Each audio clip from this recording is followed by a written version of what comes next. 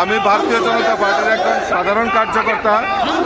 আমাকে এত বড় দায়িত্ব দিয়েছে, আমি তার জন্য আমার দেশের যশস্বী প্রধানমন্ত্রী নরেন্দ্র মোদীজি এবং আমাদের রাষ্ট্রীয় সভাপতি আদরণীয় জেপি নাড্ডাজি এবং আমাদের অমিত ভাই শাহজিকে বিশেষ করে ধন্যবাদ দিতে চাই যে আমাকে এই সাধারণ কার্যকর্তা আমাকে আজকে এত বড় জায়গায় বড় পরিসরে কাজার সুযোগ করে দিয়েছে।